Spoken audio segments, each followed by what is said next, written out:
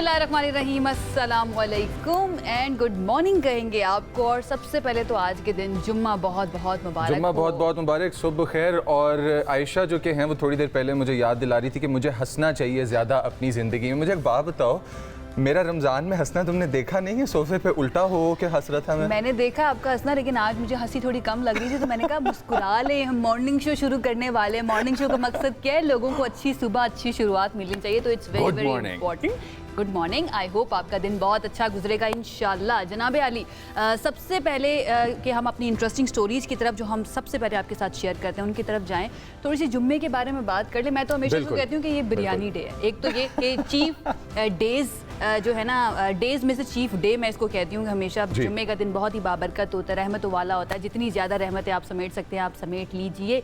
दूसरा ये, जब बात आती है ना जुम्मे के दिन की, तो आपको एक अजीब तरह की या खूबसूरत तरह की जो है ना तैयारियां नज़र आ रही होती हैं।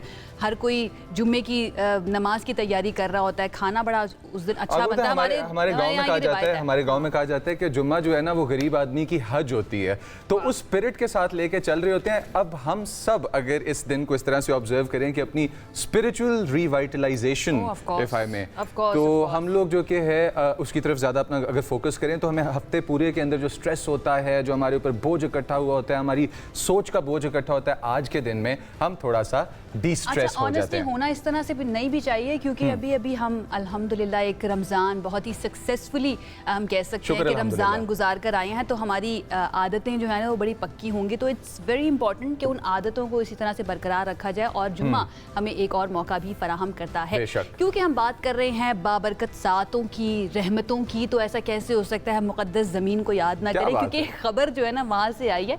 मौसम के बारे में वो बता देते हैं कि मस्जिदुल हराम में बारिश हुई है, जिसके बाद वहाँ पर देखे गए हैं जनाब खूबसूरत किस्म के मनाजिर। और मैं बहुत ही रश्क महसूस करती हूँ उन तमाम लोगों से, जब इस तरह का मौसम हो, इस तरह के नज़ारे हों वहाँ के, और वहाँ पर लोग मौजूद हों बारिशों के दौरान दुआ मांगते हुए बैतुल्लाह के सामने तवाफ करते रहे, दुआएं मांगते रहे, और एक ज़बरदस्त रूह परवर से आपके माहौल में जो है ना इबादतें करते रहे। और मैं आयशा कभी कभार सोचता हूँ कि अगर अल्लाह मौका दे इंशाअल्लाह ताला, तो जाके अपनी आंखों से अल्लाह का घर देखें। और मुझे तो लगता है कि जितना हम लोग सोचते हैं कि मैं ये दुआ मांगूंगा, मैं वो दुआ मांगूंगा, जहां नजर आना है काबा, तो वहाँ भूल जाएगा इंसान। आप ये मनाजिर देखें ना, अपने आप को वहाँ पर महसूस कीजिए चंद लम्हों के लिए, कैसी बारिश हो रही हो, सामने बैतुल्लाह हो, और आप, मुझे नहीं लगता कि आपको अपना आप उस वक्त याद रहता है। और आप जब इमेजिन करते हैं ना कि इंशाल्लाह अल्लाह ताला जब कभी मौका देगा, तो मुझे लगता है कि वहाँ पे जाके आपको कुछ याद नहीं होगा। विजुअल्स में ये नजर आ रहा है कि बड़ा ठीक ठाक बारिश हुई है, जिस तरह से आप देख सकते हैं हमारे विजुअल्स में कि बारिश, कम बारिश, बूंदाबांदी वाली बारिश नहीं थी, ये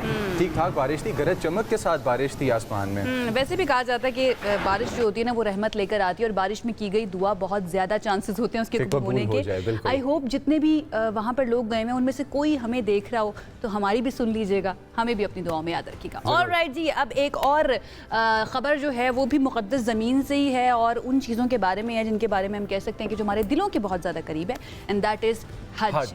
हज 2026 जो है अब उसकी तैयारियां शुरू हो चुकी हैं। आप जितने भी आज़मीन हैं ना, उनके लिए क्या क्या तैयारियां करनी है या क्या क्या डायरेक्टिव्स आए हैं ये आपको बता देते हैं। पाक हज ऐप जो है उसके ऊपर मेडिकल फॉर्म लॉन्च कर दिया गया है, और जो भी जाना कंपल्सरी है, जो भी जाना चाहते हैं उनको फिल करना पड़ेगा ये फॉर्म। आपकी जो वजारत मजहबी अमूर है उसने ये पाक हज ऐप लॉन्च की है, और ये पहली दफ़ा नहीं हो रहा। पाक हज ऐप हमारे पास पिछले काफ़ी सारे हज प्रोग्राम से आ रही है। इसमें मेडिकल, आपके पास एक सवालनामा आएगा, जिस सवालनामे को आपने फिल भी करना है, साथ आपने अपने मेडिकल कुछ डॉक्यूमेंट्स होंगे जो आपने बताने हैं, जमा करवाने हैं, और इसके चेकअप्स वगैरह खसूसी लैब्स में से होंगे, और वो खसूसी लैब्स आपको मिल जाएंगी इसी पाक हज ऐप में से। उसी के साथ दिखा भी रहे हैं, हम दिखा भी रहे हैं ये पाक हज ऐप आपको। अच्छा, यहाँ पे आपके पास जो सवालनामे में चीज़ें आएंगी उसमें से ब्लड प्रेशर, आपके हार्ट रिलेटेड प्रॉब्लम्स होंगे, आपके शुगर के मसले होंगे, और हमारे जो डायबिटिक्स हैं, जो इंसुलिन यूजर्स हैं, प्लीज़ आप लोग अपने साथ अपने डायबिटीज़ का जो रिकॉर्ड है, जिस तरह से आपके पास आपकी शुगर क्रैश करती है या आपको बेहोश होने का चांस होता है, do mention that clearly, because जब आप सफ़र पे होते हैं और आपके साथ कोई इस तरह का इंसिडेंट होता है तो आपकी पर्सनल सेफ्टी एट रिस्क होती है। These things can prove to be fatal. इसीलिए हमारी गवर्नमेंट ने इतनी ज़बरदस्त app concise and to the point. Specially अगर हम इस खित्ते की बड़े सगीर की बात करें तो इंडिया हो, पाकिस्तान हो, बांग्लादेश हो, अनफॉर्चुनेट मैं कहूँगी कि हम प्लान तब कर रहे होते हैं जब हम बुढ़ापे में पहुँच जाते हैं, और डेफिनेटली हज जो है वो हर कोई अफोर्ड भी नहीं कर सकता, इसलिए अल्लाह ताला ने आसानी भी किया है, तो बहुत ज़्यादा लोग जा भी नहीं पाते, तो अक्सर बूढ़े लोग क्या हस्बैंड वाइफ या अकेले जा रहे होते हैं, तो उस सूरत में अपना ख्याल रखना बहुत ज़्यादा ज़रूरी है, और वो कहते हैं ना ज़्यादा राह करके जाना चाहिए, तैयारी करके जाना चाहिए सफ़र करते हुए, तो डेफिनेटली आपने ये तैयारी कर जानी है। ओके जी, हम क्योंकि गल्फ वाली साइड पर हैं तो पहले वहाँ की खबरें निपटा लेते हैं। अच्छा, मुझे ओमान से भी खबर आई है, हो गई हैं डेंजरस ओमान से, जिस तरह से आयशा ने आपको बताया, क्योंकि बारिशें ओमान में इस तरह की हुई हैं और ऐसी तूफानी बारिशें हुई हैं कि बहुत सारी जगहों पे सैलाबी रेले सड़कों के ऊपर से गाड़ियों को उतार के लेके चले गए हैं, और ये सैलाबी रेले फ्लैश फ्लड की तरह आते हैं। पिछले कुछ अरसे से जो बारिश हो रही है, हमने दुबई में पिछली बारिशों में देखा था कि कितनी तबाही मच गई थी। अच्छा, नशेबी इलाकों में लोगों को वार्निंग्स जारी कर दी गई हैं, लोगों को इन इलाकों से दूर रहने का भी कहा गया है। शाम में भी बारिशों का सिलसिला जारी है यहाँ पे, और इसके बायस सैलाब कई इलाकों को लेके, तो उनमें से गाड़ियाँ, लोग, पीपल, मतलब this is a shocker for gulf में रहने वाले जितने भी लोग हैं, उन लोगों के लिए, क्योंकि उनको आदत ही नहीं है इस तरह की बारिशों की, होती थी तो कई सालों के बाद होती थी, इसलिए इंफ्रास्ट्रक्चर भी वहाँ पर इस तरह का मौजूद नहीं है। डेफिनेटली जितनी भी गल्फ कंट्रीज़ हैं उनकी हुकूमतें इसके ऊपर काम कर रही हैं, सो दैट रेजिस्टेंट बनाया जाए वहाँ के इंफ्रास्ट्रक्चर को इस तरह की बारिशों, इस तरह के फ्लैश फ्लड्स के लिए। तो ये थी खबर जनाब गल्फ वाली साइड से। आप जरा आ जाते हैं मेरे पिंड की बात कर लेते हैं, दैट इज लाहौर भी है। अच्छा नहीं, मेरा थोड़ा सा ज्यादा है। लाहौर की बात करें तो वहाँ पर भी बादल बरसे हैं रात को, ठोकर न्याज बेग हो गया, केनाल रोड हो गया, जौहर टाउन और इससे मुल्हिका जितने भी इलाके हैं ना, वहाँ पर हल्की बारिश रिकॉर्ड की गई है, और मौसम जो है वो बड़ा दिलफरेब हो गया, बहुत प्यारा हो गया। अच्छा, रावलपिंडी, इस्लामाबाद समेत मुल्क के काफ़ी सारे ऐसे इलाके हैं कि जिनके अंदर मजीद बारिशों का भी इम्कान है, पेशन गोई भी दी गई है, NDMA ने भी आपको नोटिफिकेशंस भी जारी की गई हैं। इसके साथ साथ पहले खैबर पख्तूनख्वा, कश्मीर, गिलगित बल्तिस्तान, इन पहाड़ी इलाकों के अंदर भी बर्फानी तूफान वगैरह और इस तरह की चीज़ें हमारे पास आ सकती हैं, बारिशें आ सकती हैं। लेकिन मैं अपने व्यूअर्स को एड्रेस करना चाहूँगा ये बताते हुए, बारिशों के बारे में और मौसमियाती तब्दीली के बारे में बताते हुए, कि आपने अपनी सेफ्टी, जो कि आपकी फ्लैश फ्लडिंग के दौरान जो सेफ्टी है, उसको मानसून सीजन आने वाला है, बारिशें बरसने वाली हैं, मेंटेन करना है। थैंक यू हमारी गवर्नमेंट को कि इस दफ़ा उन्होंने नाला लेक के इर्द गिर्द के इलाकों को क्लियर करना शुरू कर दिया टाइम से पहले, बट अपनी पर्सनल सेफ्टी को मद्देनजर रखें। और आपको पता है कि सबसे ज़्यादा होटल्स वगैरह जो हैं वो ऐसे इलाकों में कि वो बिल्कुल फ्लड के रास्ते में मेरे ख्याल से अभी कोई नई खबर नहीं है, ये कोई नई इन्फॉर्मेशन नहीं है, ऐसा हम पिछले कई सालों से देखते ही आ रहे हैं, लेकिन उसके बावजूद मसला ये ना कि नुकसान के बावजूद हम फिर से वही करना शुरू कर देते हैं। It's very very important. हम अपनी जिम्मेदारी पूरी करते रहेंगे, हम आपको बताते रहेंगे कि भाई आपने क्या करना है और कैसे करना है, आपके ऊपर है कि आप अपना ख्याल रखते हैं या नहीं रखते। हमने अपनी जिम्मेदारी कर दी है पूरी। जनाब, कुछ और अपडेट्स आए, कुछ और डेवलपमेंट्स हुई हैं, वो भी आपको बता देते हैं। वो तमाम लोग जो कराची से सफ़र करते हैं इस्लामाबाद के लिए, या इस्लामाबाद से सफ़र करते हैं कराची के लिए और लाहौर के लिए, उनके बारे में आपको बताया था। वैसे इस्लामाबाद और लाहौर का तो अब हवाई सफ़र हो ही नहीं रहा, लेकिन कराची और इस्लामाबाद और लाहौर की बात करें तो 40,000 तक में अब आपको सफ़र पड़ेगा। आई स्टिल रिमेंबर, मैंने पता है 7 से 8 हज़ार में भी ना वन साइड ट्रैवल किया हुआ है कराची से लाहौर, या लाहौर से कराची। ना आयशा बहुत एक्सपेंसिव प्रूफ करिए सारी दुनिया के लिए, बिकॉज़ बिजनेस फ्यूल प्राइसेस 40,000 में ना दुबई का रिटर्न टिकट हो जाया करता था जिस टाइम की मैं बात करूं 2012-13 की। बहरहाल जी, जेट फ्यूल जो है वो महंगा हुआ, जिसके बाद एयरलाइंस ने बढ़ा दिए किराए, और जरा ये बता रहे हैं कि डोमेस्टिक स्टेशन की चांस की सीट का एक तरफा किराया जो है वो 50,000 रुपए से बढ़ गया है। डोमेस्टिक स्टेशंस के चांस की सीट के वो मिल सकती है, नहीं भी मिल सकती है। बहरहाल अगर हम मिडिल ईस्ट की बात करें, टोरंटो की बात करें, पेरिस, मैनचेस्टर की बात करें, तो वहाँ का टिकट जस्ट गेस करें कितना हो सकता है। अगर हम कराची की बात कर रहे हैं और 40 लाख है, पता नहीं मिलियन को तो टच कर रहा होगा, मतलब मिलियन से थोड़ा सा कम है, 3 से 7 लाख के दरमियान इनका किराया हो सकता है। आई मीन जस्ट इमेजिन, अगर किसी को मिडिल ईस्ट में जाना है, किसी कंट्री के अंदर, किसी ने टोरंटो जाना है, पेरिस जाना है, तो भाई उसको तकरीबन 7 से 8 लाख एक तरफ का किराया तैयार रखना चाहिए। अच्छा, मैं जब अब सिंस फ्यूल प्राइसेस की बात हो रही है तो इस वॉर की बात किस तरह से नहीं हो सकती। और हमारे पास देखें अब हमारी सुबह कितनी अजीब होती है जब से ये फसाद दुनिया में चला है। तो ईरान और अमेरिका की वॉर को मैं एड्रेस करना चाहता हूँ, बिकॉज हम लोग फ्यूल प्राइसेस को एड्रेस कर रहे हैं। ईरान और इसराइल की इस जंग के अंदर और अमेरिका इस आपके पास एक पूरा इंटरनेशनल डिप्लोमेटिक स्टेज पे टेंशन का माहौल है, ठीक। अब जहां दुनिया जो है वो तकरीबन एक 40 बड़ी एयरलाइंस जो कि हैं वो मशरिक़ वस्ता के लिए अपनी इस वक्त परवाज़ें बंद कर चुकी हैं। आपके पास they close for business, they not open for business. जंग अपने शुरू के दिनों के अंदर एक अदद तकरीबन 4,500 परवाज़ें जो है ना वो बंद करवा रही थी, सही। अब ये बढ़ के एक बहुत बड़ा नंबर बन गया। Let me also add a point over here कि मई के महीने तक अक्सर इंटरनेशनल एयरलाइंस ने अपने ऑपरेशंस बंद कर दिए हैं। आयशा, यानी कि अभी कुछ नहीं पता ये वॉर जो है ना कहाँ तक जाएगी। ऑलरेडी 4 हफ्ते तो हो ही चुके हैं इसको, लेकिन इंपॉर्टेंट बात ये है कि जैसे बाकी सेक्टर्स को ये अफेक्ट कर रही है, वैसे ही दुनिया भर की एविएशन, स्पेशली एक बड़े हिस्से की दुनिया की एविएशन को बहुत ज़्यादा मुतासिर किया है। और 88,000 परवाजें जो है ना वो की जा चुकी हैं मनसूख। दुबई की बात करें, दोहा, बहरीन, कुवैत और अबू धाबी जैसे बड़े फ़ज़ाई मराकज़ जो हैं वो भी बुरी तरह से मुतासिर हुए हैं और कई ममालिक की परवाजें हो चुकी हैं मुकम्मल तौर पर बंद।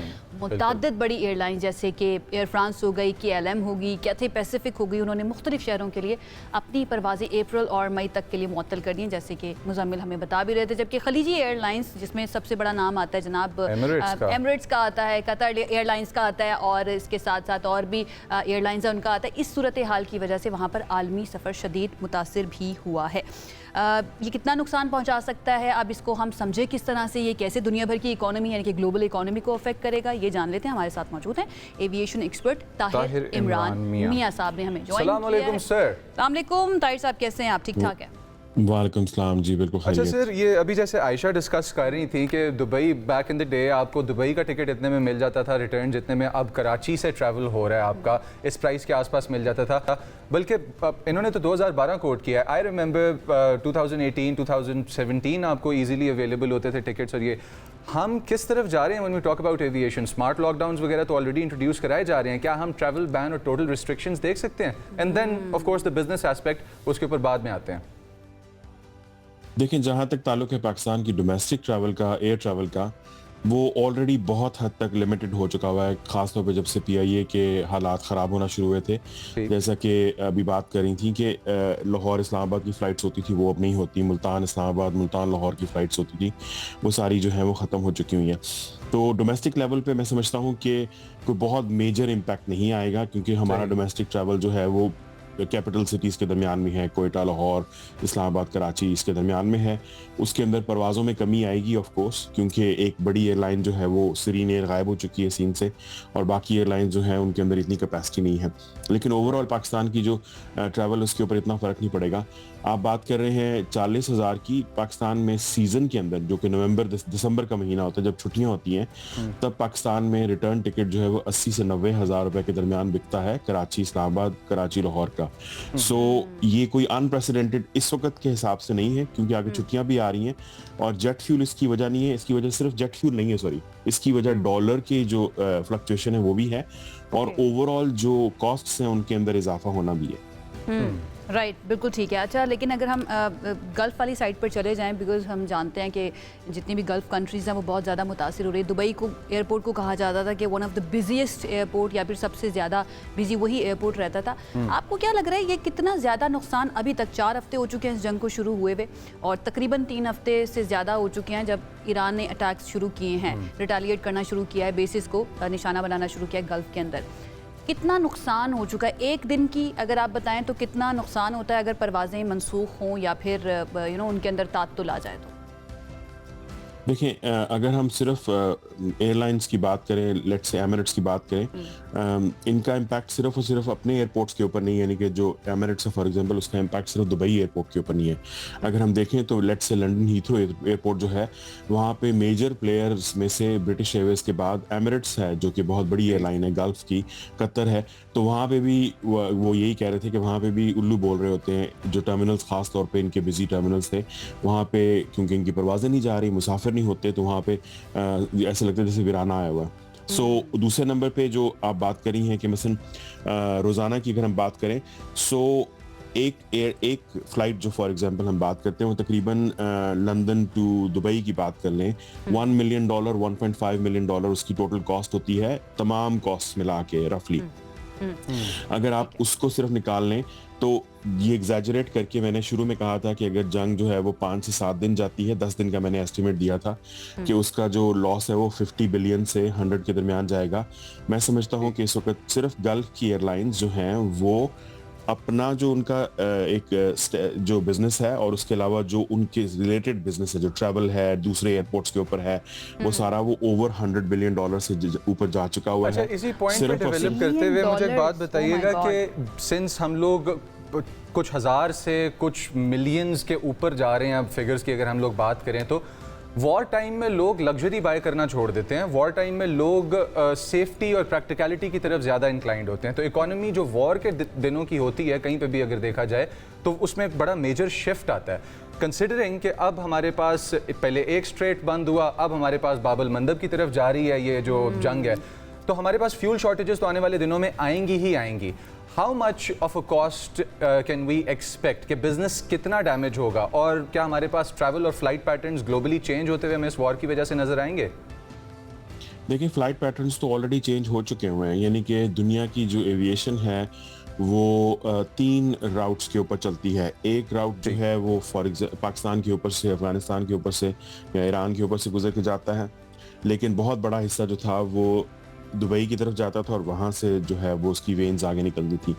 अब वो सारा का सारा जो सदर्न पार्ट है वो बंद हो चुका हुआ है। अब आपके पास सिर्फ और सिर्फ जो मेजर रूट्स है, मैं कल परसों ड्रॉ कर रहा था कि पाकिस्तान की एक जो नॉर्दर्न एंट्री है जहाँ से लाहौर के करीब से एंट्री होती है, वहाँ से इस्लामाबाद और वहाँ से आगे अफगानिस्तान या नॉर्थ की तरफ ताजिकिस्तान, जो एयरलाइंस अफगानिस्तान यूज़ नहीं करती वो उधर चली जाती है। दूसरा एक रूट जो साउथ में खुला है जो कि सखर के करीब से वो शुरू होता है वहाँ से और वो क्रॉस करके ईरान के ऊपर से गुजरता है। अगर ईरान को अवॉइड कर रहे हैं आजकल तो वो वहाँ से अफगानिस्तान का जो ईरान का बॉर्डर है वहाँ से गुजर के जाता है। सो इस वक्त हम एक मेजर एविएशन रूट के ऊपर आ चुके हैं पाकिस्तान, जिसको बहुत हद तक पहले अफगानिस्तान की वजह से अवॉइड किया जा रहा था। एक तो ये हो चुका हुआ। दूसरा जो आप बात कर रहे हैं कि हम मेजर जो ट्रैवल और लग्जरी की बात करें, देखें बहुत सारे लोग जो हैं उनके लिए ऑफ कोर्स ये एक प्रॉब्लम है, ख़ास तौर पे ऐसे लोग जो डिपेंडेंट थे मिडिल ईस्ट के ऊपर और इस तरह के ट्रैवल के ऊपर, लेकिन जो दुनिया के अंदर एक ट्रैवल पैटर्न्स हैं वो अभी तक मेजरली इफेक्ट नहीं हुए। जहाँ तक जेट फ्यूल की प्राइसेस की बात है, जेट फ्यूल की प्राइसेस जो हैं वो सिर्फ पाकिस्तान ने अनाउंस नहीं किया, फिलीपींस ने अनाउंस किया है, हांगकॉन्ग ने अनाउंस किया है, यूएस यूके वगैरह भी ये रिस्ट्रिक्शंस लगा रहे हैं कि फ्यूल लेके आए वापसी का। और पाकिस्तान ने मसलन फॉर एग्जांपल अपनी एयरलाइन से कहा है कि अगर उनको जहां जा रहे हैं वहां से फ्यूल मिल रहा है तो वहां से वो रिफ्यूल करके लाएं। सो एक ओवरऑल जो फ्यूल राशनिंग की सिचुएशन पैदा हो रही है, और दूसरे नंबर पे फ्यूल प्राइसेस की फ्लक्चुएशन, यानी कि आपको नहीं पता, एक दिन ट्रम्प बोलता है कि जी हुर्मुज में से जहाज गुजर रहे हैं और सब कुछ ठीक हो गया, ऑयल प्राइसेस नीचे आ जाती है, दूसरे दिन ऊपर चली जाती हैं। सो एयरलाइंस ने हेजिंग की होती है, यानी कि उन्होंने महीनों पहले एक प्राइस के ऊपर ऑयल बुक किया होता है और वो अब पॉसिबल नहीं रहा। सो अब चूंकि कंट्रीज ने इमरजेंसी क्लॉजेस जो है वो इन्वोक किए हैं, तो ये एक बहुत ही अनसर्टेन बहुत ज्यादा बढ़ गई। ठीक है ताहिर साहब, एक और चीज़ मैं जानना चाहूँगी, you spent your life aviation को कवर करते हुए एंड आप बहुत अच्छा एनालिसिस भी इस पर दे सकते हैं। जब भी किसी मुल्क की एविएशन इंडस्ट्री बहुत ज़्यादा फ्लरिश कर रही होती है और बहुत ज़्यादा कोई भी गवर्नमेंट उस पर डिपेंडेंट हो जाती है, मुल्क उस पर डिपेंडेंट हो जाता है मुल्क में तरक्की लाने के लिए, इन्वेस्टमेंट लाने के लिए, एंड देन इस पर बहुत ज़्यादा मैटर करता है ना कि किसी मुल्क की राहें कितनी ज़्यादा खुली हैं, डोर्स कितने ओपन हैं। जब अचानक से बंद हो जाएं, जैसे कि अब हम दुबई की सिचुएशन देख रहे हैं या फिर पूरे यूएई की बात कर लें, पिछले तकरीबन 7 से 8 साल या 10 साल, ये एक दिहाई हम पूरी कर लें, उन्होंने अपना पूरा जो बिजनेस मॉडल है वो डेवलप करना शुरू किया टूरिज्म के ऊपर, इन्वेस्टमेंट के ऊपर, डेवलपमेंट सेक्टर के ऊपर कि कितनी ज़्यादा कंस्ट्रक्शन वहाँ पर होगी, कितने ज़्यादा लोगों को आप अट्रैक्ट कर सकते हैं। इस एविएशन इंडस्ट्री के मुतासर होने की वजह से ओवरऑल दुबई के ऊपर या उसके इमेज के ऊपर, और वो जो एक सेफ हेवन बना हुआ था, ये सेफ स्पेस बना हुआ था दुनिया भर के मिलियनियर्स के लिए, कहा जाता है कि बहुत बड़ी तादाद में वहाँ पर मूव कर गए हैं, ये कितना इफेक्ट होता है वो आपको नजर आ रहा है? देखिए, मैंने कुछ दिन पहले एक ट्वीट किया था कि the Dubai we knew is done. तो हमारे बहुत सारे पाकिस्तानी जो हैं, हाँ, हमारे बहुत सारे पाकिस्तानियों को बहुत गुस्सा आया था उस पर, इंडियंस को बहुत गुस्सा आया था, क्योंकि आजकल बड़े वो क्या कहते हैं ना, दुबई के वो भक्त हुए हुए हैं। प्रॉब्लम ये है, देखिए कि अगर आप, मैंने $100 बिलियन का फिगर दिया था, लेकिन जो दुबई का सबसे बड़ा नुकसान है वो रेपुटेशनल डैमेज है। यानी वो एक हॉन्टिंग वीडियो है जिसमें वो इफ्तार का तोप चला और लोग रेस्टोरेंट के टेबल के नीचे छुप रहे हैं कि शायद कोई मिसाइल हमला हो गया। I mean that is something which was unprecedented Dubai के अंदर कि ये हो सकता है। सो प्रॉब्लम ये था कि दुबई में इन्वेस्टमेंट कभी भी नहीं थी। ये लोगों को रियलाइज करने की जरूरत है कि दुबई का अपना पैसा नहीं था। दुबई काइंड ऑफ मुल्कों का मलिक रियाज साहब थे जो कि दूसरों के पैसे को इन्वेस्ट कर रहे थे और उसको फ्लोरिश करवा रहे थे। वो एक बात कही जाती है, मैं because I have lived in Dubai for 1.5 year, वहां पर एक बात की जाती है कि अगर एक्सपर्ट्स यहां से निकल के चले जाए ना तो दुबई बिल्कुल खाली हो जाएगा, दुबई के पास कुछ भी बचेगा नहीं। तो अबू धाबी के पास ऑयल है, अबू धाबी के पास ऑयल है, दुबई के पास ऑयल नहीं है। तो दुबई के पास यही सारा कुछ था। और पिछले तकरीबन चंद सालों में जब से फाइनेंशियल क्राइसिस आया था 2008 का, उसके बाद से दुबई में सारे ये जो इन्फ्लुएंसर्स हैं और जो टेक बिलियनियर्स हैं और ये जो यू रिमेंबर दैट वो उस तरह से उनको अट्रैक्ट किया जा रहा था, जो बिटकॉइन बिलियनियर्स हैं, ये सारे हम ये कह सकते हैं ताकि कि एक जो तस्वीर दिखाई थी ना दुनिया को दुबई ने कि देखें भाई यहाँ पर आए, इससे ज्यादा महफूज कोई जगह नहीं है, इससे ज्यादा सेफ कोई जगह नहीं है, इससे ज्यादा साफ सुथरी कोई जगह नहीं है, या इससे अच्छी गवर्नेंस कहीं नहीं हो सकती। वो बबल बर्स्ट हो गया, हम ये कह सकते हैं। मैं इसमें छोटी सी चीज ये ऐड करना चाहूंगा कि मेरे नजदीक मैं बड़े मोहतात अंदाज में, बड़े क्या कहते हैं ना उसको, कैलकुलेटेड अंदाज में कह रहा हूँ कि ये थोड़ा सा कारमा भी है कि दुबई ने पाकिस्तान की एविएशन इंडस्ट्री तबाह करने में बहुत बड़ा रोल प्ले किया, यानी कि गल्फ की एयरलाइंस ने। और time is catching up on them, क्योंकि हमारी मोनोपोली होती थी दुबई के रूट पे और एमिरेट्स ने वो सारी मोनोपोली तबाह की। आपके कराची के लिए एमिरेट्स की दिन की 7 से 12 फ्लाइट्स होती थी, यानी सिर्फ इतनी कैपेसिटी डंपिंग की। ट्रैवल पैटर्न्स में भी डिसरप्शंस आई हैं। ताहिर साहब, थैंक यू, आपने हमें ज्वाइन किया और अपनी इस कैंडिड इनसाइट से आपने बताया, बहुत अच्छे तरीके से रैप अप किया और समराइज किया कि किस तरह से ये वॉर ट्रैवल पैटर्न्स को अफेक्ट कर रही है। Dubai of course centre of discussion रहा। बहुत ज़्यादा डिपार्टमेंट्स, बहुत ज़्यादा कंट्रीज एक्सपोज भी हो गए ना, किसने नुकसान पहुंचाया था पाकिस्तान को और किस किस तरह से पहुंचाया था। लेट्स सी पाकिस्तान रिडीम कर लेगा इंशाल्लाह अपने आप को, specially after the talks. Program हमारा जारी रहेगा, बढ़ते हैं एक ब्रेक की तरफ। स्टे विद अस।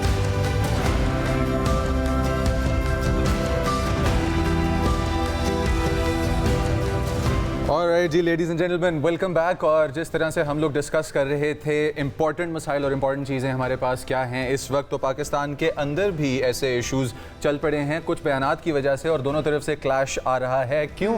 क्योंकि PTI has always been the headline of the news. और इसी के साथ एक ऐसे मौजू पे बात करेंगे जो इस वक्त बहस बना हुआ है और मामला बहुत बड़ा हो चुका है। और पाकिस्तान की इंटरनल पॉलिटिक्स जो है, दाखिली सियासत है पाकिस्तान की, ना सिर्फ इसको गरमाया इसने बल्कि आलमी सतह पर भी लहरें छेड़ दी हैं। पाकिस्तान तहरीक इंसाफ के बानी, जो कि इस टाइम पे हम सबको पता है कि he is behind bars due to several reasons, उनके साहिबजादे कासिम खान ने एक अदद बयान दिया है और वो बयान उन्होंने एक बहुत बड़े प्लेटफॉर्म पे दिया है, जनीवा के प्लेटफॉर्म पे GSP प्लस स्टेटस के बारे में बात करते हुए उन्होंने जाहिर ये किया अपना एक्सप्रेशन कि इसका ख़त्म कर दिया जाए पाकिस्तान का GSP। अच्छा, दिस इज हम कह सकते हैं अपेरेंटली, मुबैना तौर पर, क्योंकि जब आप जाकर देखते हैं उनकी स्पीच जो उन्होंने बात किया उसके अंदर लग ऐसा नहीं रहा कि वो ये बात कर रहे हैं कि भाई GSP प्लस स्टेटस जो है ना उसको हटा दिया जाए। हाँ, अब सवाल ये है कि क्या इसको आउट ऑफ कॉन्टेक्स्ट लेकर इंटरप्रेट किया गया है पाकिस्तानी मीडिया और सोशल मीडिया की तरफ से, या फिर अवाम की तरफ से, या फिर वाकई में उन्होंने ये बात की है। क्योंकि एक तरफ ये मौक़िफ़ सामने आ रहा है कि ये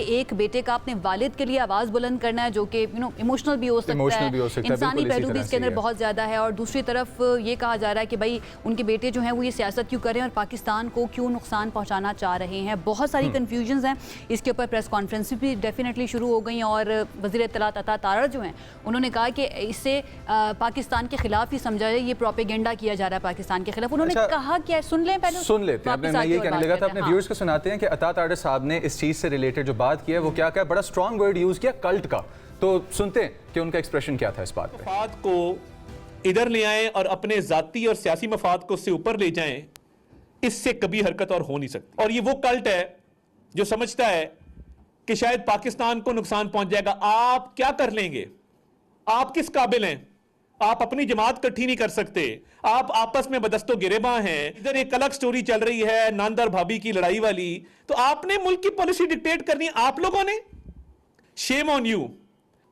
हमने दिल बड़ा किया, हमने कहा कि हम इमरान अहमद न्याजी के दोनों साहबजादों को पाकिस्तान में वेलकम करेंगे। नायकॉब के ऊपर पाकिस्तान में आए। इसकी क्या वजह थी कि आप पाकिस्तानी शहरी के तौर पे आए। आपने आगे कहानी से कहानी बना ली कि जी हमें ये गिरफ्तार करना चाहते हैं, फलां करना चाहते हैं। जी, ये तो वज़ीर इत्तलात अता तारर साहब ने अपनी प्रेस कॉन्फ्रेंस में बात की है। दूसरी तरफ अगर हम पंजाब की तरफ जाएं तो वज़ीर इत्तलात है वहाँ की उज़्मा बुखारी साहब, उन्होंने बानी पीटीआई के बेटों पर शदीद तनकीद की है और ये कहा है कि पाकिस्तान के मफादात को नुकसान पहुँचाने की कोशिश की जा रही है। और इसी मामले में एक और अहम पहलू GSP प्लस स्टेटस का भी है, जिसके बाद ये कहा जा रहा है, ये तासुर दिया जा रहा है कि पाकिस्तान के लिए इस खुसूसी तिजारती रियायत को मुतनाज़ बनाने की कोशिश की गई है। Okay, let's talk about GSP plus status. वो है क्या? GSP प्लस स्टेटस का मतलब ये है जिस कंट्री को वो ग्रांट होता है, अवार्ड किया जाता है, उसकी प्रोडक्ट्स यूरोपीय मंडियों के अंदर कम टैक्स कम ड्यूटीज़ के जरिए जाती हैं, जिससे उस मुल्क की इकोनॉमी को बहुत ज़्यादा फायदा होता है। लेकिन अच्छा, मैं यहाँ पे एक और चीज़ ऐड करना चाहूँगा। मैं एक छोटी सी चीज़ और ऐड करना चाहूँगा हमारी बिजनेस कम्युनिटी के लिए कि जो स्मॉल और मीडियम एंटरप्राइज है वो बेसिकली चीज़ें प्रोड्यूस करके देती है बड़ी एंटरप्राइज को। बड़ी एंटरप्राइज जाती है बाहर की मंडियों में जहाँ पे स्मॉल और मीडियम एंटरप्राइज को बहुत ज़्यादा एक्सेस नहीं होता। तो ये चीज़ है जो डैमेज हो सकती है अगर GSP प्लस स्टेटस डैमेज हो जाए। प्लीज। अच्छा, मैं ये कहना चाह रही थी कि GSP प्लस स्टेटस अगर किसी कंट्री को चाहिए ये अवार्ड किया जाए तो 27 कन्वेंशंस हैं जिनको मद्देनजर रखना बहुत ज़्यादा ज़रूरी होता है, जिसमें ह्यूमन राइट्स होते हैं, लेबर राइट्स होते हैं, क्लाइमेट के ऊपर काम करना शामिल होता है, देन गुड गवर्नेंस भी शामिल होती है। तो उसी का जिक्र किया था कासिम खान जो कि इमरान खान साहब के बेटे हैं। सारी सिचुएशन पे बात कर लेते हैं। मुस्लिम लीग नून के रहनुमा है बहरमन तंगी साहब, उन्होंने हमें ज्वाइन किया, उनकी तरफ चलते हैं और उनसे ज़रा जानते हैं कि क्या बहुत ज़्यादा अग्रेसिव रिएक्शन दिया गया है वुज़रा की जानिब से, या फिर वो समझते हैं कि ये ठीक था, इसी तरह का रिएक्शन आना चाहिए था। बहुत शुक्रिया बहरमन तंगी साहब हमें ज्वाइन करने के लिए। सबसे पहले तो मैं ये चाहूँगी कि ये जो जिस स्टेटमेंट की बात की जा रही है, जिस स्पीच की बात की जा रही है कासिम खान की, आपका क्या ख्याल है उसके बारे में? बिस्मिल्लाहिर्रहमानिर्रहीम। देखिए, ये मुजरिम कैदी 804 की पार्टी की पहली साजिश नहीं है जो पाकिस्तान के खिलाफ हो रही है। क्या इससे पहले शौकत तरीन जब फिनांस मिनिस्टर थे तो उसने पाकिस्तान के खिलाफ साजिश नहीं की थी? उसने दो सूबों के फिनांस मिनिस्टर को नहीं कहा था कि IMF को खत लिखे ताकि IMF इमदाद न दे पाकिस्तान को और पाकिस्तान की इकोनॉमी मजबूत ना हो, पाकिस्तान तरक्की न करे? तो वो भी तो रिकॉर्ड पे है। क्या 9 मई में मुजरिम कैदी 804 और उसकी पार्टी ने पाकिस्तान और पाक फौज को तकसीम करने की कोशिश नहीं की थी? पाकिस्तान के खिलाफ साजिश नहीं की है, पाक फौज के खिलाफ साजिश नहीं की है, पाक फौज के शुहदा के बच्चों को, पाक फौज के शुहदा को गालियाँ नहीं दी हैं, पाक फौज के शुहदा के लवाहिकीन को उसका मजाक नहीं उड़ाया है। ये तो पहली मर्तबा नहीं है कि कासिम गोल्डस्मिथ ने जिनीवा में जो तकरीर की है। आज अगर कुछ एंकर्स जो बाहर जो यूट्यूबर बैठे हैं बदकिस्मती से जो पाकिस्तान के खिलाफ साजिश में मसरूफ है, क्या वो अगर उसको जो भी शक्ल देते हैं, जो भी रंग देते हैं, उनके अल्फाज देख लें। ह्यूमन GSP को ह्यूमन राइट से जोड़ना, अच्छा, और फिर ह्यूमन राइट्स को मुजरिम कैदी उनके अल्फाज मेरे सामने, अगर आपकी इजाज़त तो मैं पढ़ के सुना देती हूँ हमारे देखने वालों को भी और आपको भी, कि Pakistan made binding commitments under the GSP plus framework to uphold the international human rights convention that are ratified including the international convention on civil and political rights and the convention against torture. तो वो तो ये बात कर रहे हैं कि क्योंकि GSP प्लस स्टेटस के अंदर, उसकी शराइत के अंदर ये शामिल है कि ह्यूमन राइट्स के मामले को मद्देनज़र रखा जाएगा, ह्यूमन राइट्स का ख्याल रखा जाएगा, उन्होंने उसको उससे जोड़ने की कोशिश की। आपको नहीं लगता कि इसको बहुत ज़्यादा मिस इंटरप्रेट भी किया गया है? नहीं, देखिए GSP को ह्यूमन राइट्स से जोड़ना और फिर ह्यूमन राइट्स को मुजरिम बाप के से जोड़ना और फिर GSP के रिक्वायरमेंट्स की बात और रिक्वायरमेंट्स ह्यूमन राइट्स वायलेशन की बात की है। ये मुझे बताइए कि पाकिस्तान के पास, उसने कहा कि पाकिस्तान के पास GSP है और GSP के अंदर कुछ करारदादे हैं और उन करारदादों के खिलाफ वर्जी हो रही है, लिहाजा पाकिस्तान ह्यूमन राइट्स वायलेशन की खिलाफ वर्जी कर रही है। देखिए, ये उस GSP को ह्यूमन राइट्स से जोड़ना, ह्यूमन राइट्स को अपने मुजरिम देखिए, अगर आपकी बात को अच्छा तंगी साहब, देखें, आप कह रहे हैं कि उनका बाप जो है वो मुजरिम है, ठीक है, वो जेल के अंदर मौजूद है, तो चाहे वो जेल में हो या ना हो, अगर बेटे बाप से मिलने के लिए आना चाहते हैं तो फिर उनको वीजा जारी क्यों नहीं किया जाता? इसने मना किया है? किसने मना किया? मैं आपके चैनल की वीजा जारी नहीं किया जाता ना। पाकिस्तानी पासपोर्ट, देखिए, वो पाकिस्तानी पासपोर्ट बना के अपनी ग्रीन पासपोर्ट को इस्तेमाल करके, पाकिस्तान की पहचान को इस्तेमाल करके बिल्कुल पाकिस्तान आ जाए। अगर वो एज ब्रिटिश सिटीजन आना चाहते हैं, तंगी साहब, ये तो उनकी अपनी सवाबदीद है ना कि अगर वो ब्रिटिश सिटीजन के तौर पर आना चाहते हैं तो अगर और कोई तनाज़ा मौजूद नहीं है, कोई लड़ाई मौजूद नहीं है, तो उनको वीज़ा मिलना चाहिए। और आप बात करते हैं कि भाई आप नायकोप के ऊपर आ जाए, वो नायकोप के ऊपर नहीं आना चाहते, उनकी अपनी सवाबदीद है। और कुछ हद तक लॉजिकल भी रखती है कि उनको ब्रिटिश सेफ्टी जो है या ब्रिटेन की तरफ से जो एक प्रोटेक्शन मिलती है वो मौजूद नहीं होगी नाइकोप के जरिए अगर वो ट्रैवल करेंगे तो वीजा जारी करने में प्रॉब्लम क्या है गवर्नमेंट को? अगर कासिम गोल्डस्मिथ और सलमान गोल्डस्मिथ पाकिस्तान आना चाहते हैं और वो फखर करते हैं कि मेरे बाप पाकिस्तान की सियासत करते तो उनको क्या शर्मिंदगी है कि वो पाकिस्तान के पास छोटा सा सवाल सर मैं पूछना चाहता हूँ, आपके तो खैर बच्चों की उम्र का हूँ मैं और मेरे मुंह तो ये बात लगेगी भी छोटा मुंह और बड़ी बात, लेकिन आपसे एक चीज मैं अर्ज करना चाहता हूँ। आप उन्हें गोल्डस्मिथ कह रहे हैं और फिर आप कह रहे हैं कि पाकिस्तानी पासपोर्ट पे हैं, वो तो अपने ठीक पासपोर्ट पे आ रहे हैं सर। खान कह के आप उन्हें बुलाएं तो वो फिर आए पाकिस्तानी पासपोर्ट पे अपने, जब वो हैं ही गोल्डस्मिथ तो वो गोल्डस्मिथ वाले पासपोर्ट पे आएंगे ना सर? देखिए अगर वो गोल्डस्मिथ हैं तो मैं उसको गोल्डस्मिथ ही कहूंगा। अगर वो पाकिस्तान आना चाहते, पाकिस्तान के पासपोर्ट पे आना चाहते तो फिर मैं उसको कासिम कहूंगा।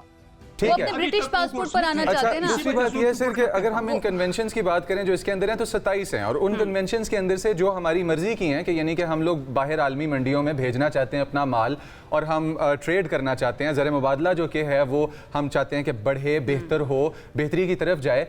अब उनके अंदर से ये जो अपनी मर्जी की बातें हैं ये खा ली, मीठा मीठा हप हप।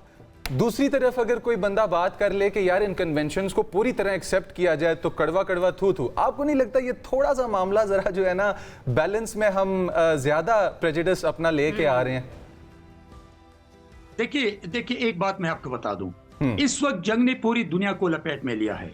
ऐसे पूरी दुनिया में एनर्जी क्राइसिस है, पेट्रोलियम क्राइसिस है, पॉलिटिकल क्राइसिस है और पूरी दुनिया की, चाहे वो इस्लामिक कंट्रीज हो, चाहे वो हमसाया कंट्रीज हो, चाहे वो तरक्की याफ्ता कंट्रीज हो, उनकी नजरें पाकिस्तान की तरफ, पाकिस्तान के वज़ीर-ए-आज़म मियां मोहम्मद शहबाज शरीफ की तरफ, फील्ड मार्शल आसिम मुनीर साहब की तरफ है और उन पाकिस्तान को अहमियत ये दे रहे कि पाकिस्तान अपना एक कंस्ट्रक्टिव रोल प्ले करने की पोजीशन में है और पाकिस्तान अल्लाह का शुक्र है और अपना पोजीशन उसकी क्लियर है कि वो तमाम दुनिया के ममालिक के साथ बराबरी की बुनियाद पे ताल्लुकात चाहते हैं और ताल्लुकात रखते हैं और उनकी एक कोशिश है कि इस जंग को खत्म करने। आपकी बात से मुकम्मल इत्तेफाक, तंगी साहब इसमें कोई शक नहीं है, कोई गलत बात नहीं आप कर रहे, लेकिन मेरा सवाल ले लीजिए ना प्लीज, सवाल ले लीजिए। गवर्नमेंट ऑफ पाकिस्तान इमरान खान साहब के बेटों को वीजा क्यों नहीं जारी करी? सिंपल सवाल है। सिंपल सवाल मैंने ये कहा है कि ये अगर इसकी मुजरिम बाप पाकिस्तान में सियासत करते, पाकिस्तान का वज़ीर-ए-आज़म रह चुका है, इनको चाहिए कि पाकिस्तान के पासपोर्ट पे फखर करे, पाकिस्तानी पासपोर्ट बना के उन पे आए। तो पाकिस्तान का कोई कानून उनको रोकता है कि वो, क्या पाकिस्तान का कानून उनको रोकता है कि वो अपने बाप से मिलने नहीं आ सकते हैं ब्रिटिश पासपोर्ट के ऊपर? अगर वो आना चाहते हैं तो क्या उनके वीजे के अंदर कोई कानूनी आईनी तौर पर रुकावट है?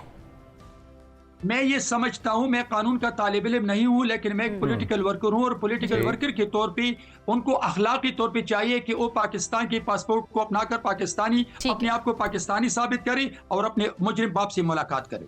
ठीक है जी, आपका पॉइंट आ गया। Thank you so much. आपने बताया नहीं वैसे कि क्यों नहीं वीज़ा दिया जा रहा, लेकिन बहुत शुक्रिया आपका।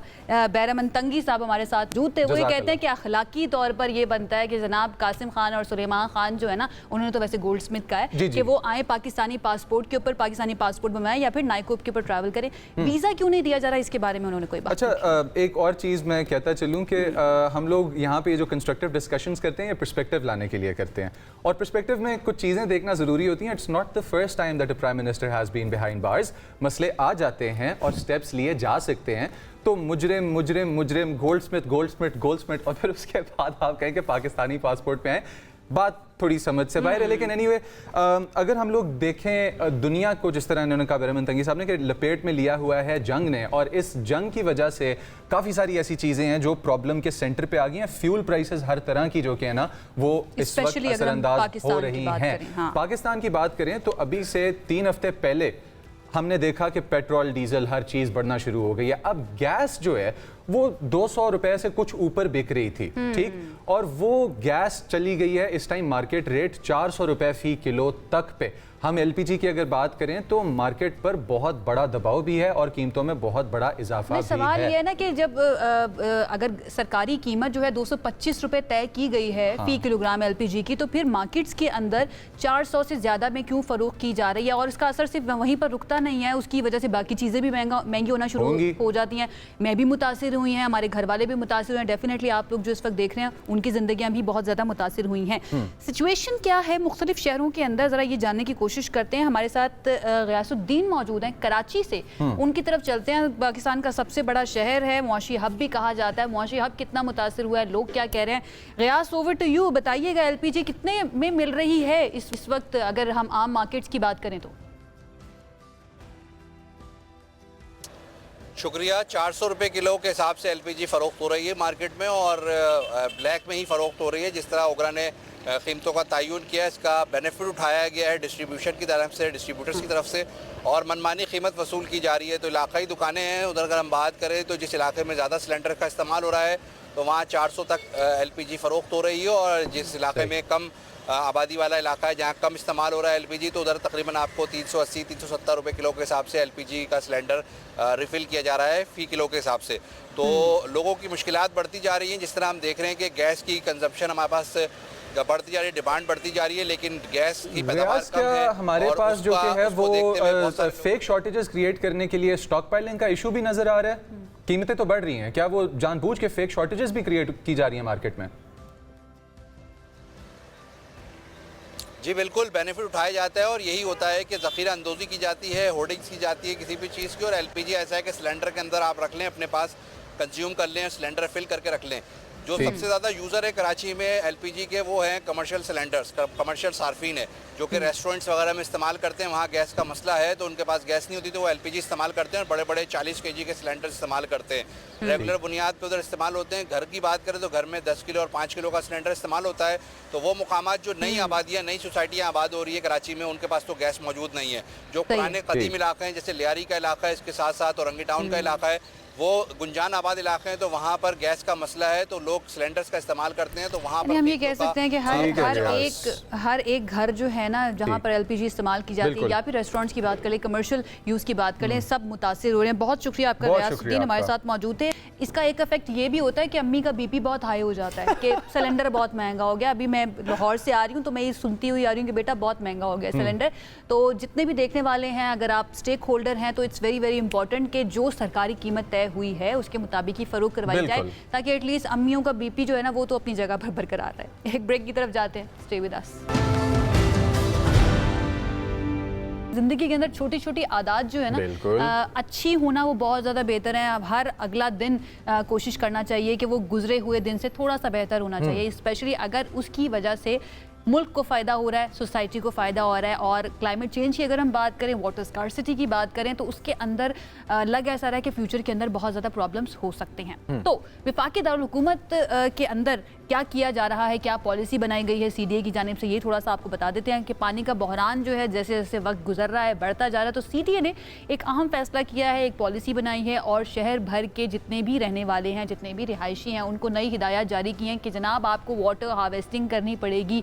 बारिश का पानी जो आएगा ना, उसको अब आपने ज़ाया नहीं करना, बल्कि उसको महफूज करना है, सेव करना। अच्छा, इसी के साथ हम बताते चलें कि रिहायशी और कमर्शियल इमारतों के मालिकान को ये कह दिया गया है कि जो आपकी नई आने वाली कंस्ट्रक्शन है और बिजनेस इंस्टॉलेशंस हैं, आपने यहाँ पे ये वाटर हार्वेस्टिंग सिस्टम्स अपने मैप में इंक्लूड करवाने हैं। अगर ना करवाए मैप में इंक्लूड, नए घर बनाने वालों ने और नई बिल्डिंग्स बनाने वालों ने, तो आपका जो मैप है वो पास नहीं करेगा सीडीए। दूसरा, जो ऑलरेडी कंस्ट्रक्टेड घर हैं उनके अंदर जिस टाइम पे आपने उनको बेचना है घरों को, तो एनओसी लेने में मसला हो सकता है, वाटर हार्वेस्टिंग सिस्टम आपको लगाना पड़ेगा। फिर उसके बाद एक और बात बताई गई कि ये सिर्फ कमर्शियल और रेजिडेंशियल प्लॉट्स तक नहीं है, बल्कि फार्म हाउसेज और एग्रीकल्चरल लैंड के ऊपर भी ये प्रोग्राम लगाया जाएगा। इन शॉर्ट सबको भाई अपनी जिम्मेदारी निभानी पड़ेगी, और अभी तक हमने जितनी इन्फॉर्मेशन लिया है, ये सिस्टम लगाने के अंदर बहुत ज्यादा पैसे नहीं लगेंगे।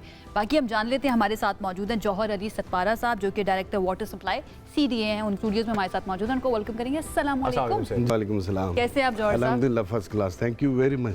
Thank you so much for joining us. सबसे पहले तो इस पॉलिसी के बारे में बताइएगा, ब्रेक में भी बात कर रहे थे, 4 से 5 साल हो गए इस पर काम हो रहा था, and finally you are able to implement. ये बाय लॉस को इस वजह से किया जाए, स्टार्ट लिया जा रहा है कि आपने देखा होगा इस्लामाबाद जब से इस्टेब्लिश हुआ उस वक्त आबादी इतनी नहीं थी। बिल्कुल। उस वक्त जुई सेक्टर्स बनते गए, आबादी बढ़ती गई, तो पानी का डिमांड बढ़ता गया। अब चूंकि जो इस्लामाबाद यहाँ पे सिलेक्ट किया गया था कि यहाँ पे मौसम मानसून का बड़ा अच्छा पैटर्न है, सही कि एक 365 दिन में से 140 दिन यहाँ पे बारिश का होता है। बिल्कुल। तो यही कंसेप्ट है कि यहाँ का जो हमारा वाटर सप्लाई नेटवर्क होगा वो on the base of rainfall और उसी को हम ग्राउंड वाटर को रिचार्ज करके सप्लाई करें। सही। अब इस चीज़ को मद्देनजर रखते हुए हमने ये चीज़ नोट किया, इस वक्त हमारा जो 22 सेक्टर है उसमें एक 200 ट्यूबवेल्स है। तो उसके साथ उसकी जब मानसून स्टार्ट होते हैं उसमें डिस्चार्ज जो मिकदार है पानी का वो इंक्रीज हो जाता है। तो सीडीए ने इस चीज़ को देखा क्यों ना इसको हम अडॉप्ट किया जाए डोर टू डोर और लोगों को इसके ऊपर कन्विंस किया जाए कि आप इस चीज़ को अडॉप्ट करें। ये बड़ा एक सिंपल सा मैकेनिज्म है कि आप छत का पानी आप वैसे भी वहाँ पे बना हुआ है और डिस्पोजल पाइप भी है, उसके साथ नीचे आपने उसको एक पाउंड बना के उसके अंदर इंजेक्ट करना है। ठीक है। अभी जो चल रहा है वो डायरेक्ट ड्रेनेज में जा रहा है, वो नालों में जा अगर रहा किसी के पास जगह ही मौजूद ना हो, मैं एग्जिस्टिंग की बात कर रही हूँ, जो नए बनेंगे उनके लिए तो अब ये शामिल हो चुका है। एग्जिस्टिंग के पास जगह ही मौजूद ना हो तो फिर उनके लिए कोई डिफरेंट तरह से इम्प्लीमेंटेशन होगी या क्या होगा? नहीं, हमारा जो बायलॉज है बिल्डिंग उसमें हम ऑफसेट छोड़ देते हैं बैक साइड पे और फ्रंट साइड पे। उस पे थोड़ी सी आप 2 बाई 2 फीट का एक पाउंड बना के उसके ऊपर कर सकते हैं। जिस तरह हम घर के सामने एक क्यारी बनाते हैं उसको हम मंथली उसको मेंटेन रखते हैं। तो इसको भी जब बारिश आएगा उसका पानी छत से के उसमें इंजेक्ट हो जाएगा और उससे हमारा ग्राउंड वाटर है वो इंक्रीज हो जाएगा। अच्छा, एज ए डायरेक्टर आप अपनी इस पोजीशन के अंदर जो कि है अपनी सर्विसेज दे रहे हैं, आपने प्राइमरी मसला हमारे पास फ्लडिंग का या पानी के ज़ाया होने का आपने जो प्राइमरी मसला देखा है उसको आपको लगता है ये एक प्रैक्टिकल अप्रोच है, एक प्रैक्टिकल हल है? जी, आप इसके अगर देखें मानसून में आपने देखा होगा इस्लामाबाद में भी जब बारिश होती है तो हमारा जो रोड नेटवर्क है, ड्रेनेज सिस्टम है, वो बड़ा एब्सोल्युटली ज़बरदस्त स्ट्रॉन्ग ड्रेनेज सिस्टम है।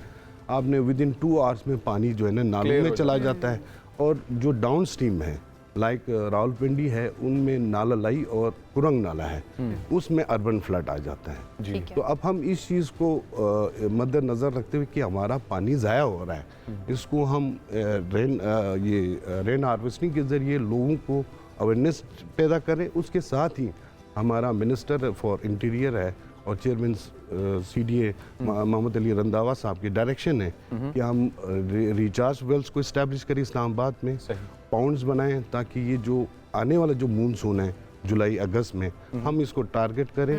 अगर हम जितना बारिश का पानी हो रहा है अगर हम 20% भी इसको हम कंजर्व कर लें तो अर्बन जो फ्लडिंग सिचुएशन होगा डाउन स्ट्रीम में वो रिड्यूस हो जाएगा। जो मैंने जौहर साहब बात की थी ब्रेक में आपसे कि इसको इम्प्लीमेंटेशन इसकी जो है ना फिर किस तरह से होगी, कैसे डोर टू डोर जाकर इसको इम्प्लीमेंट कराया जाएगा? जी, ये एक तो हमने अभी रिसेंटली इसको स्टार्ट किया है और प्रिंट मीडिया आपके थ्रू इस चीज़ को लोगों को अवेयरनेस देंगे। जिस तरह हम सीडीए में हम बाहर में हम फूलों का और ट्रीज़ का हम मुहिम स्टार्ट करते हैं, इसी तरह हम रेन हार्वेस्टिंग को इसी अडॉप्ट पे लेके जाएंगे पैटर्न के ऊपर कि लोग इसकी तरफ आए। आप यकीन करें जब से हमने इसको लॉन्च किया है लोग मुझसे हमें कांटेक्ट कर रहे हैं, जी ये तो आपने बहुत लेट स्टार्ट किया, आपको पहले करना चाहिए था, आप हमें गाइड करें इसको कैसे हम अपने घरों में। इसकी जो कंस्ट्रक्शन है ज़रा उसके बारे में बात कर लेते हैं कि आपने बताया कि एक वेल बनाया जाएगा, उसके अंदर फाइन एग्रीगेट डाला जाएगा, उसमें से बारिश का पानी पास होते हुए ज़मीन के अंदर हम डाल देंगे। तो ज़मीन के अंदर पानी पहुंचाने के लिए कितना खोदना पड़ता है, कितना नीचे जाके हमें वो सरफेस मिलती है कि पानी ज़मीन में जज्ब हो जाए? जी, अब ये जो अब नए घर के लिए तो वो ज़ाहिरी बात एक छोटा सा वो बोर बना लेता है। ड्यूरिंग कंस्ट्रक्शन थोड़ा सा एक मटेरियल यूज़ हो जाता है, वो 100-150 फुट उसको इंजेक्ट कर दे, होल बना दे, उसके साथ ही एक छोटा सा पिट बना दे, उसमें फिल्टर बेड बनेगा, वो उस बेड के थ्रू उसमें इंजेक्ट हो जाएगा। और इसमें बड़ा ही नॉमिनल खर्चा है, इसमें ऐसा कुछ नहीं है। और ये मटेरियल ऑलरेडी अवेलेबल है इस्लामाबाद में ना, फोर्स एग्रीगेट फाइन हो गया, यूपीवीसी पाइप हो गए, वो इजीली अवेलेबल है। इम्प्लीमेंटेशन के लिए क्या स्टेप्स लिए जा रहे हैं? बस ये अभी थ्रू मीडिया हमने स्टार्ट किया है। अभी हमने ये WWF के साथ, ऑस्ट्रेलियन एड के साथ, उनके साथ मिलकर पम्फलेट डोर टू डोर हम डिस्ट्रीब्यूट कर रहे हैं। Okay. हमारा टारगेट ये है कि एक तो फार्म हाउसेस आ गए, एक तो बड़े बड़े होटल्स आ गए जिसमें 5 स्टार 7 स्टार है, और जो बड़े घर है 500 स्क्वायर यार्ड से ऊपर, उसको हमने टारगेट किया हुआ है। इंशाल्लाह इस चीज़ को हम आप लोगों के थ्रू इसको स्टार्ट लेंगे, और जब ये वक्त के साथ साथ चूँकि हमारा जो प्लान बना हुआ है बिफोर जून जुलाई हम इसको टेकअप करेंगे, और उसके बाद इंशाल्लाह हमारा ये प्लान बना हुआ है कि इस साल जो मूनसून है उसको हम कोशिश करेंगे कि And we are always available. सर्व करेंगे। हमारा प्लेटफॉर्म अवेलेबल है, क्योंकि मैं इसको कहती हूँ ये एक नेक काम है। पानी तो वो कहते हैं ना, एक कॉल है कि भाई अगर आप नदी किनारे भी हैं वहाँ पर भी पानी को ज़ाया नहीं करना चाहिए, और बारिश रहमत की बारिश होती है उसके पानी को बिल्कुल भी ज़ाया नहीं करना चाहिए। स्पेशली आजकल की दुनिया या आजकल के ज़माने के अंदर जब वाटर स्कार्सिटी की बातें की जा रही हैं, या फिर इंडिया कहता है कि भाई हमारा पानी रोक लेगा, तो ऐसी सिचुएशन में बड़ा ज़रूरी है पानी को सेव करना। जौहर साहब, थैंक यू सो मच, बहुत बहुत शुक्रिया, बहुत थैंक बहुत यू वेरी शुक्रिया मच। आपका। जितने भी इस्लामाबाद के रहने वाले हैं जनाब, आपको नई डायरेक्टिव्स, नई हिदायत मिल गई हैं CDA की तरफ से। रेन हार्वेस्टिंग के लिए इंतजामात कीजिए, और वो कह रहे हैं बहुत ही नॉमिनल खर्चा। इन द एंड मैं चाहूँगी जौहर साहब, अगर कोई मज़ीद हिदायत चाहता है, समझना चाहता है, तो वो कहाँ पर किस तरह से कॉन्टेक्ट कर सकता है? हमने अपना जो उसमें बम्फलेट में भी अपना नंबर दिया हुआ है, जो हमने अखबार में भी दिए हुए हैं, उसमें हमारा नंबर दिया हुआ है। हम असिस्ट करेंगे, और हमारा बिल्डिंग कंट्रोल सेक्शन है जो इस चीज़ को फुल्ली गाइड भी करेंगे, इंश्योर भी करेंगे इस चीज़ को साइड पे। इम्प्लीमेंटेशन की बात है, इसको इंशाल्लाह इंश्योर करेंगे। इंशाल्लाह। बहुत आप लोगों की तरफ से हम मिल के इस मुहिम को स्टार्ट करेंगे। जिस तरह ये बाहर में हम दरख्त लगाते हैं, जब हम जो है ना, देखिए जब भी नेचर की बात आती है तो we are with our government and our इंतजामिया। Thank you so much. पानी है ना जी, ये लाइफ है। बिल्कुल, thank you so much. Alright जी, लेडीज एंड जेंटलमैन, हमारे डियर व्यूअर्स, आज की ट्रांसमिशन का टाइम यहाँ पे हुआ जाता है खत्म। Be sure to check out our social media handles and leave a comment. आपको क्या पसंद है, क्या नहीं पसंद, या अगर आप कोई इन्फॉर्मेशन रिव्यू करना चाहते हैं या कोई सजेशन देना चाहते हैं तो उसके लिए या वैसे अगर हमारी याद आ रही हो तो आप हमारे सोशल मीडिया के ऊपर जाकर हमारे सेगमेंट्स को देख सकते हैं। वक्त हो चुका है खत्म, अपना ख्याल रखिए, अल्लाह हाफिज़।